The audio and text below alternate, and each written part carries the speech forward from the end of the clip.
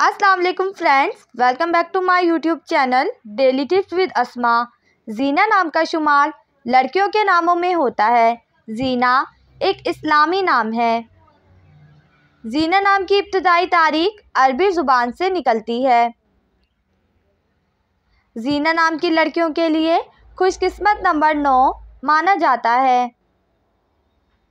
जीना नाम का शुमार इंटरनेट पर सबसे ज़्यादा सर्च होने वाले नामों में से होता है। जीना नाम की लड़कियों में बहुत सी खूबियाँ पाई जाती हैं। जीना नाम की लड़कियाँ बहुत होशियार होती हैं। जीना नाम की लड़कियों में ज़्यादातर सलीकामंद लड़कियाँ पाई जाती हैं।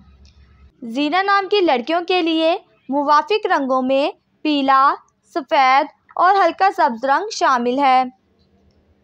जीना नाम की लड़कियों के लिए खुशकिस्मत दिनों में सोमवार और जुमेरात का दिन शामिल है। जीना नाम का मतलब है दिलकश।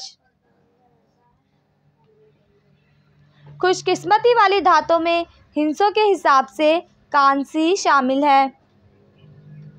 जीना नाम की लड़कियों के लिए मुवाफिक पत्थरों में सब्ज़ पत्थर शामिल है। फ्रेंड्स, अगर आप अपने नाम का मतलब जानना चाहते हैं तो कमेंट बॉक्स में अपना नाम लिखें। इंशाल्लाह हम आपके नाम की वीडियो ज़रूर बनाएंगे।